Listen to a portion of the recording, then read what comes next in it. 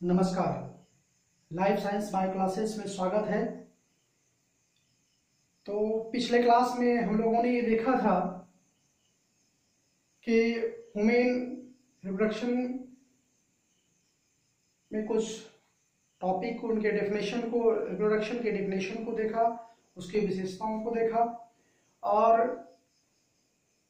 उन विशेषताओं में कुछ छोटे छोटे टॉपिक जो देखे गए थे, जैसे गैमेटोजेनेसिस भी दो प्रकार के होते हैं। बताया था आप लोगों को, स्पर्मेटोजेनेसिस, ओजेनेसिस जिसको शुक्राणुजनन अंडाणुजनन कहते हैं, उसके बाद सेल डिफरेंशिएशन, और इसके अलावा जो जायगोट के डेवलपमेंट थे, उसके कई स्टेज थे, वो सारे विशेषताओं में देखा था। हम ये चाह रहे थे कि जो छोटे छोटे टॉपिक जो इसमें आते हैं ह्यूमन रिप्रोडक्शन में,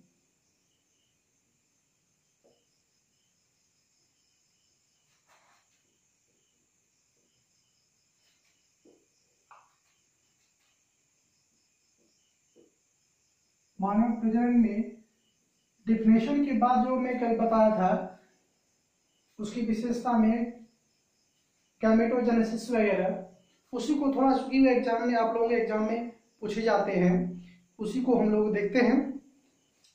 तो सबसे पहला हम लोग लेते हैं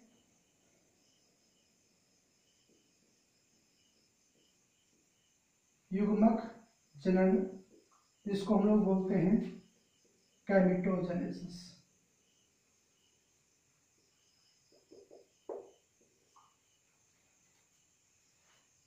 कल हम लोग देखे थे कि ह्यूमन, चूंकि बाइसेक्सुअल रिप्रोडक्शन जिसमें भी होती है उसमें ये गैमेटोजेनेसिस होता है, और यह गैमेटोजेनेसिस जो है चूंकि बायपेरेंटल प्रोसेस से होता है, या बायपेरेंटल रिप्रोडक्शन भी कह सकते हैं इसको, मतलब दो पेरेंट्स का इन्वॉल्वमेंट होता है जो मेल और फीमेल के रूप में होते हैं। उसी के आधार पर यह गैमेटोजेनेसिस आपका भी दो भागों में बांटा गया है, ठीक है। और ये जो पूरी प्रक्रिया है, चाहे वो इसकी जो पूरी प्रक्रिया गैमेटोजेनेसिस की प्रक्रिया 3 अवस्थाओं में पूर्ण होती है, उसको भी हम लोग देखेंगे। सबसे पहले हम लोग ये देख लेते हैं, गैमेटोजेनेसिस दो प्रकार का होता है। एक को बोलते हैं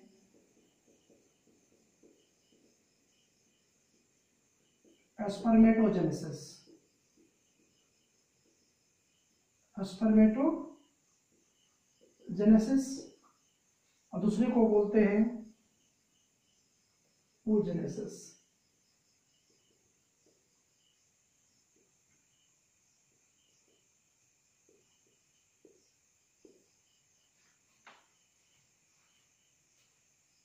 तो स्वाभाविक बात है, सबसे पहले ये स्पर्मेटोजेनेसिस कहाँ होती है? ये होता है आपका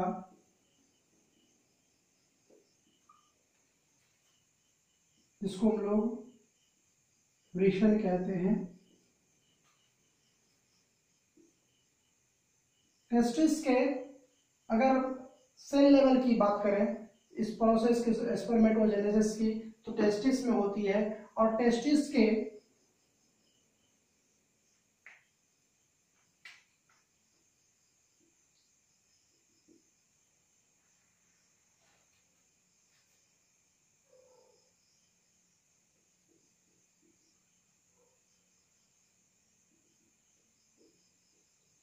सेमिनिफेरस ट्यूब्यूल्स में होती है, जिसको हम लोग शुक्रजनन नलिका कहते हैं।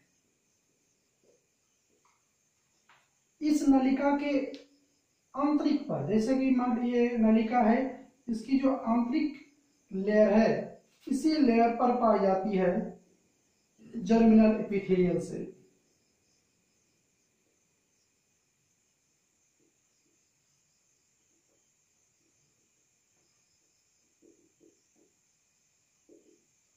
जर्मिनल एपिथेलियल सेल पाई जाती है, और इसी जर्मिनल एपिथेलियल सेल से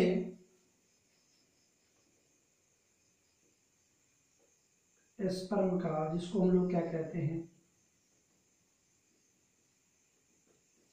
उसका निर्माण होता है। तो स्पर्म सेल का, शुक्राणु का निर्माण होता है। ठीक उसी प्रकार oogenesis में होती है। ठीक है, जैसे मैं आपको ये बता दूं, ये कहाँ होती है,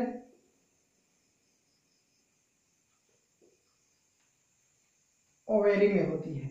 ओवेरी के जो इंटरनल लेयर होती है, जिसको हम लोग जर्मिनल एपिथेलियल सेल कहते हैं,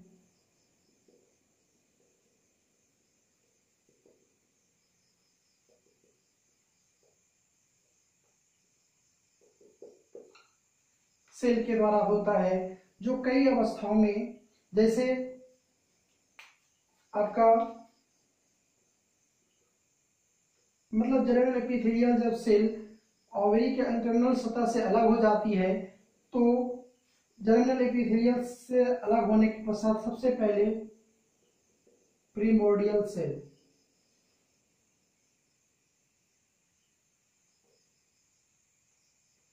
जर्म सेल कहिए,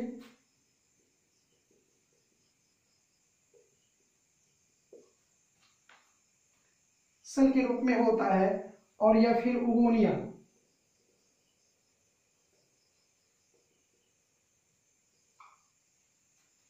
इसके बाद यह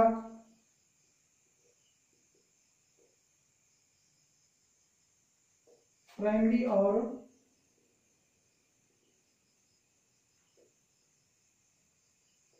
सेकेंडरी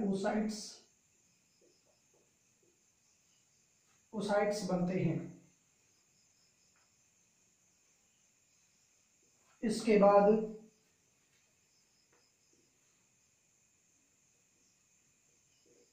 ग्राफियन फॉलिकल्स,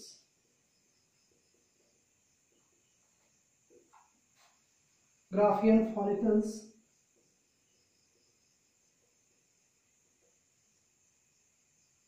ये इसको पुटक भी कर सकते हैं हिंदी में। इस पुटक के अंदर में आपका ओभा होती है, जिसको हम लोग अंडाणु बोलते हैं। इसको हम लोग विस्तार से बाद में देखेंगे। तो ग्राफियन फॉलिकल्स के आंतरिक संरचना अंदर में ये अंडाणु होते हैं, ठीक है, जिसके बाहर निकलने की प्रक्रिया को अंडोत्सर्ग कहते हैं। ठीक है, तो इस प्रकार आपका गैमेटोजेनेसिस, oogenesis और स्पर्मेटोजेनेसिस की प्रक्रिया पूर्ण होती है, और यह पूरा जो है आपका 3 स्टेज में होता है, 3 स्टेप में पूरा होता है। सबसे पहला स्टेज होता है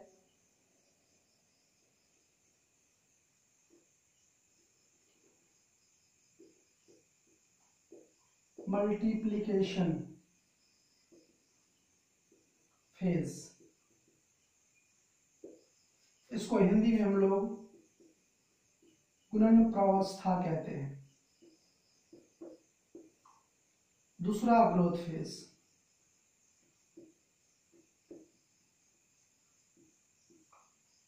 इसको हम लोग वृद्धि फेज कहते हैं।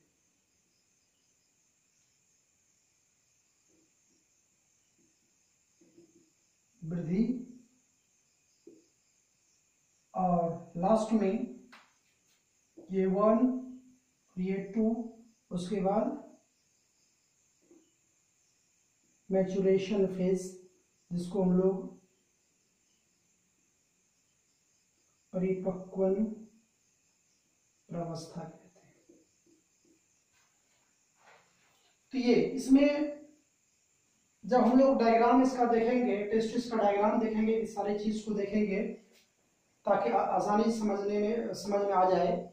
तो उससे पहले चूंकि हम लोग इसको गैमेटोजेनेसिस को जानने के लिए सारी चीज जानना जरूरी था, और मैं और एक चीज में बता देना चाह रहा था कि जैसे मल्टीप्लिकेशन फेज में आपका माइटोसिस सेल डिवीजन होती है, माइटोसिस जिसको हम लोग समसूत्रीय कोशिका विभाजन कहते हैं। उसके बाद यहां तक कहने का मतलब है, अगर जर्मिनल एपिथेलियल सेल की बात करें, मतलब इस जर्मिनल एपिथेलियल सेल की बात करें, तो ये हैप्लॉइड होते हैं। ये क्या होते हैं, सॉरी डिप्लॉयड होते हैं, और इसमें फिर माइटोसिस सेल डिवीजन होते हैं, ठीक है। और उसके बाद ग्रोथ फेज आते हैं, फर्स्ट म्योसिस, इसके बाद मतलब इसके एंड और इसके इनिशिएशन में आपका म्योसिस, जिसको हम लोग अर्धसूत्रीय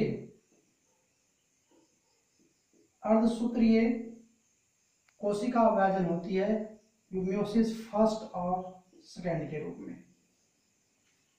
तो हम लोग ये कह सकते हैं कि अगर एग्जाम में आता है ऑब्जेक्टिव फॉर्म में क्वेश्चन आती है कि स्पर्मेटोजेनेसिस या फिर oogenesis में म्योसिस फर्स्ट या सेकेंड के पहले माइटोसिस होता है या बाद में होता है, तो इसको आसानी से सॉल्व कर सकते हैं। दूसरी बात, अगर ये पूछा है कि जर्मिनल एपिथेलियल सेल कहाँ होती है, सेमिनिफेरस ट्यूब्यूल्स के आंतरिक लेयर में होती है। ये कहाँ होती है, टेस्टिस में होती है।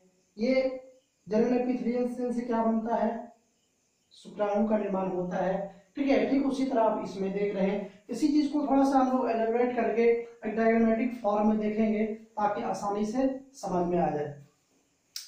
तो हम लोग इसको थोड़ा सा देख लेते हैं, फिर आगे बढ़ेंगे।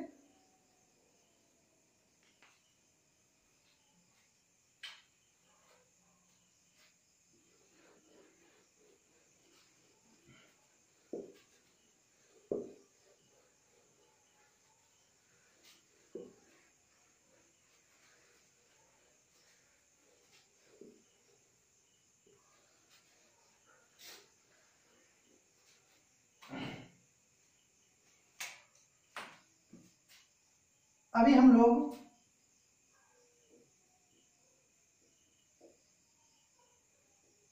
शुक्राणुजनन, जिसको हम लोग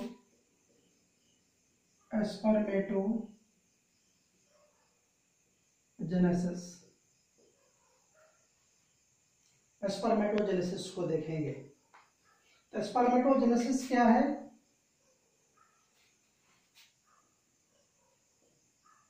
टेस्टिस एब्रीसन के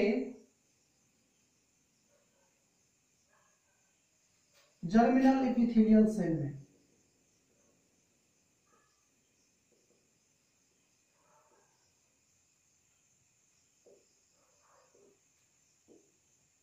टेस्टिस के जर्मिनल एपिथेलियल सेल से स्पर्म या शुक्राणु बनने की प्रक्रिया को क्या कहते हैं, स्पर्मेटोजेनेसिस कहते हैं। इसके पहले कहाँ होती है, कैसे होती है, हम लोग देख चुके हैं। थोड़ा सा इसी को हम लोग शुरू करते हैं। जैसे मैं आपको बताया कि जर्मिनल एपिथेलियल सेल जो होती है वो क्या होता है, डिप्लॉयड होता है, ठीक है। ये आपका जर्मिनल एपिथेलियल सेल है, ठीक है। तो सबसे पहले आपको मैं बताया कि क्या होती है, मल्टीप्लिकेशन फेज होती है, मल्टीप्लिकेशन फेज होती है, जिसको हम लोग क्या बोलते थे, गुणन फेज, गुणन प्रावस्था। और इसमें क्या होती है, माइटोसिस सेल डिवीजन होती है। माइटोसिस क्लेवेज भी कर सकते हैं। ये 2 स्टेप में कंप्लीट होती है। गुणन इसलिए कहते हैं कि इसकी संख्या 2 बार डिवीजन होती है, तो इसमें मतलब 1 से 2, 2 से 4 का फॉर्मेशन होता है, इसलिए हम लोग इसको मल्टीप्लिकेशन फेज कहते हैं। और इससे कंप्लीट होने तक, मतलब अगर आप इसको यहाँ 2n कहेंगे, ठीक है, तो ये 2n तक ही रहेगा, इसमें कोई परिवर्तन नहीं होती है। तो ये जो यहाँ तक मतलब मल्टीप्लिकेशन फेज में जो ये सेल डिवीजन होने के पश्चात, माइटोसिस सेल डिवीजन होने के पश्चात जो सेल बनते हैं उसको हम लोग स्पर्मेटोगोनिया कहते हैं। क्या कहते हैं, स्पर्मेटोगोनिया कहते हैं। उसके बाद इसमें से कोई एक सेल में डेवलपमेंट होती है, उसका ग्रोथ होता है, उसके आकार में वृद्धि होती है, ठीक है। और उस सेल को हम लोग प्राइमरी स्पर्मेटोसाइट्स कहते हैं। और ये आपका हो गया। उसके बाद इसमें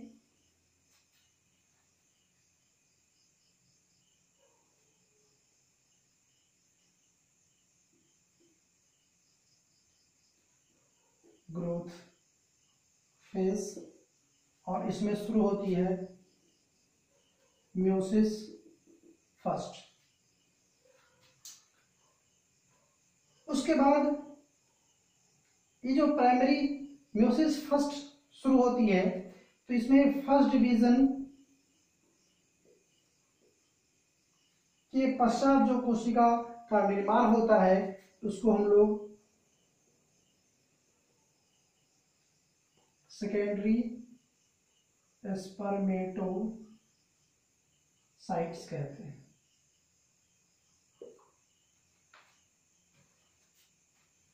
उसके बाद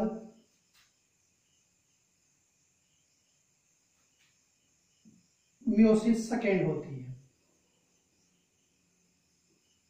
म्योसिस सेकेंड। तो म्योसिस सेकेंड में फिर से इसमें विभाजन होती है। तो विभाजन होने के पश्चात कोई एक कोशिका ही पूर्ण रूप से डेवलपमेंट में जाती है, या आप लोग कह सकते हैं विकास में जाता है। ठीक है, तो इसलिए मैं किसी एक सेल को ही ले रहा हूं। तो ये जो है सेकेंडरी स्पर्मेटोसाइट्स जो है, म्योसिस सेकेंड को कंप्लीट होने के पश्चात जिस अवस्था में जाती है उसको हम लोग कहते हैं, इस कोशिका को कहते हैं स्पर्मेटोटिड। क्या कहते हैं? स्पर्मेटोटिड। अब देखिए, यहां तक हम लोगों ने देखा कि स्पर्मेटोटिड्स क्या है, गोलाकार है। यहां जो आपकी इसमें जो गुणसूत्र की संख्या क्या हैप्लॉइड हो जाती है, n हो जाती है। उसके बाद यह स्पर्मेटोटिड इंटर करता है स्पर्मियोजेनेसिस में। इसमें इंटर करता है स्पर्मियोजेनेसिस। और यह स्पर्मियोजेनेसिस क्या है? जब यह गोलाकार स्पर्मेटोटिड्स का आकार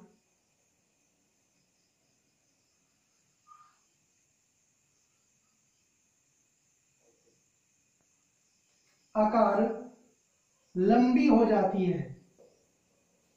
ऐसा होता है, लंबी हो जाती है, और जिसके 3 भाग होते हैं, हेड होते हैं, मिडिल पिश होते हैं और टेल होते हैं।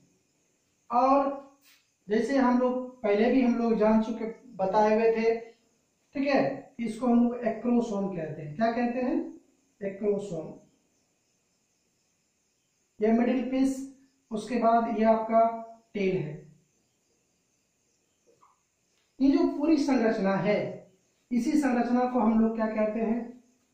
स्पर्मेटोजोआ।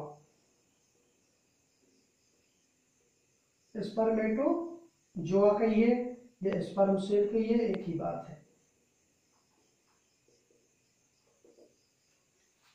और ये जो चेंजेस होते हैं, इसी अवस्था को हम लोग क्या कहते हैं? मैच्योरेशन,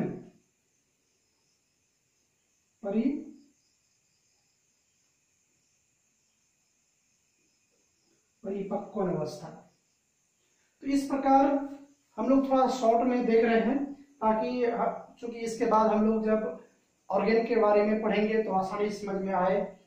और ये ऑब्जेक्टिव व्यू से मैं आप लोगों को बता रहा हूं कि आप लोग अधिक से अधिक ऑब्जेक्टिव को सॉल्व कर सकें। तो ये आपका स्पर्मेटोजेनेसिस है। oogenesis को हम लोग नेक्स्ट वीडियो में देखेंगे। तो आज की क्लास इतने ही रहने देते हैं। धन्यवाद।